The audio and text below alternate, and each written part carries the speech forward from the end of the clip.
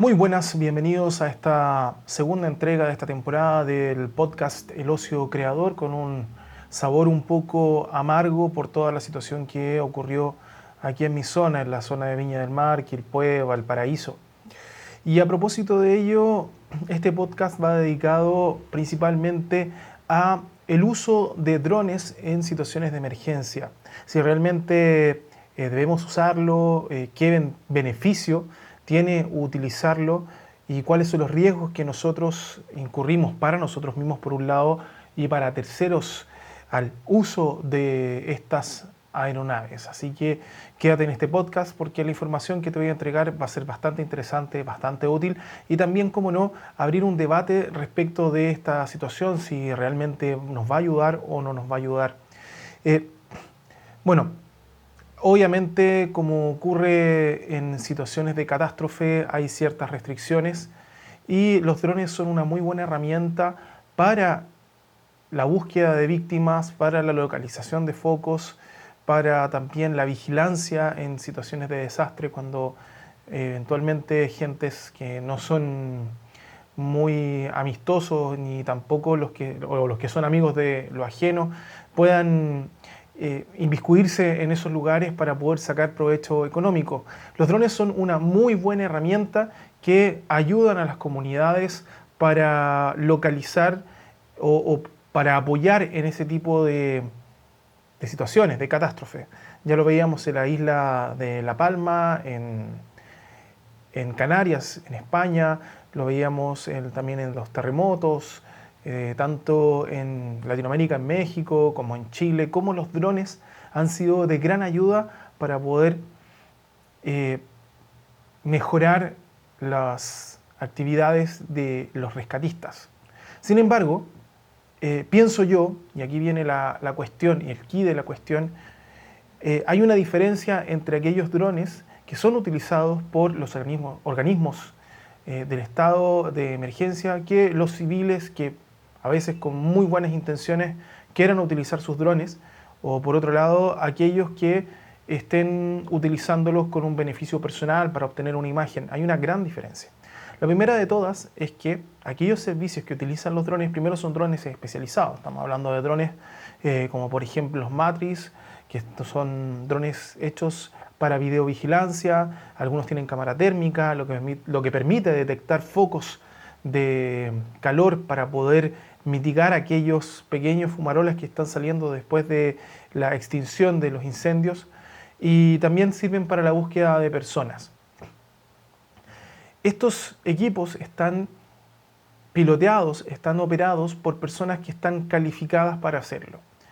Por ejemplo, son personas que cuentan con las certificaciones necesarias de las autoridades aeronáuticas para operar equipos con estos pesos.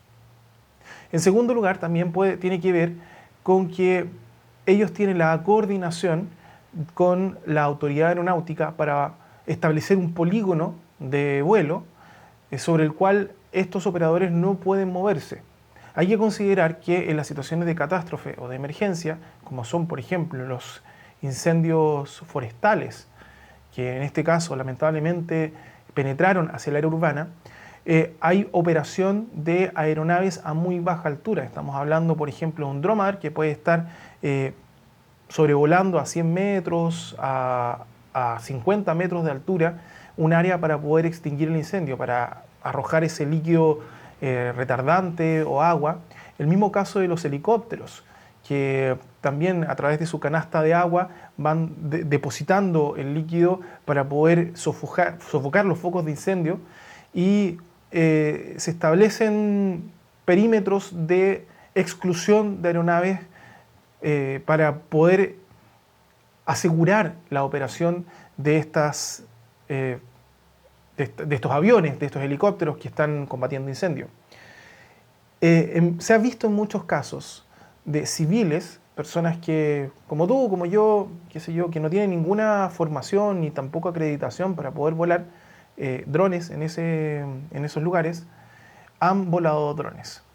Y aquí yo me quiero referir con mucha responsabilidad, y obviamente quizás esté hiriendo los sentimientos de algún operador que lo ha hecho.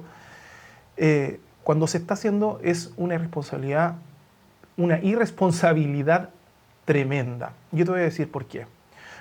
En muchos casos se ha visto, que, ojalá sean menos, pero se ha visto en casos de colisiones de aeronaves con drones, que ha provocado lesiones en los ocupantes de las aeronaves. Afortunadamente, por lo menos en Chile, los ocupantes de, por ejemplo, un helicóptero de la Armada, ninguno falleció, solamente con lesiones menores. Bueno, y esas colisiones de drones civiles con esas aeronaves. Muchas de estas aeronaves utilizan como motor motores a turbina. Por ejemplo, el Tentanker, que es un avión que está, un avión de pasajeros, un DC-80 me parece, modificado para ser un avión tanquero. Estos aviones utilizan turbinas, motores a reacción para poder desplazarse.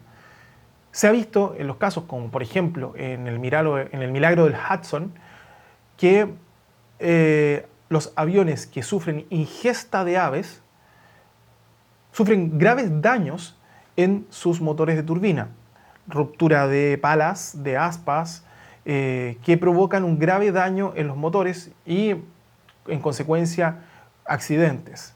Afortunadamente en el caso de Hudson pudieron aterrizar, pero cuando hay colisiones de aves, en muchos casos puede provocar accidentes fatales, lo que se llama ingesta de aves. Imagínense de algo más duro que un ave, como por ejemplo un dron. No estamos hablando de un dron grande, estamos hablando por ejemplo de un Mini 2, un Mini 3, un Mini 4, un Mavic Pro, un Air.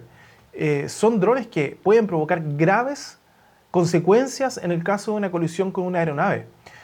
Y eso es el llamado a la responsabilidad.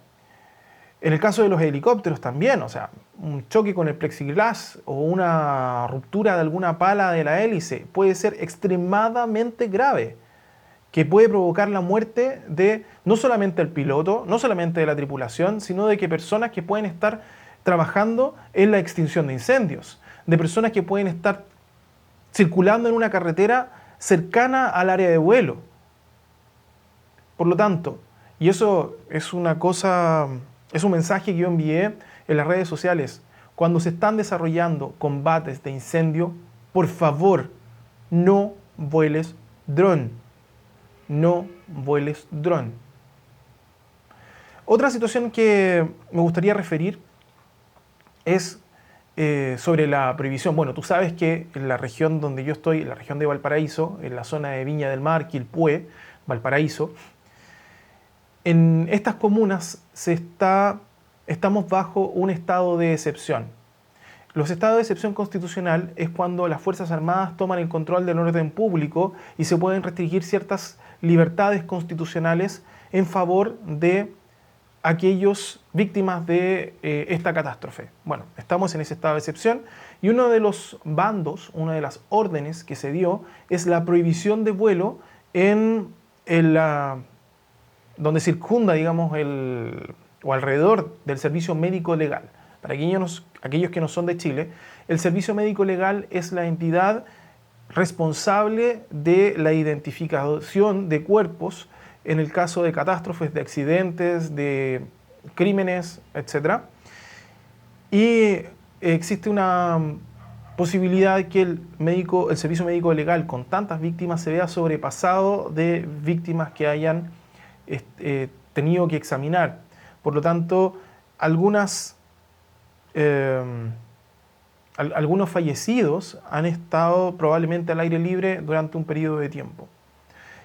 Y al parecer empezaron a volar drones sobre esta entidad.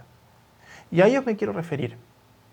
¿Cómo es posible que el morbo llegue hasta ese punto para poder obtener imágenes, solo obtener imágenes con un beneficio propio, de satisfacer el morbo propio o quizás económico para vender esas imágenes? ¿Cómo es posible no tener el mínimo de respeto hacia las víctimas o hacia los familiares de las víctimas? Realmente a mí me parece paupérrimo, me parece de la bajeza más absoluta a donde puede llegar un ser humano. El dron no es un juguete. El dron es una herramienta que es muy beneficiosa para nosotros, para los seres humanos, que debe ser utilizada con responsabilidad. Un abrazo, nos vemos en la próxima entrega. Que estén todos muy bien. Chao, chao.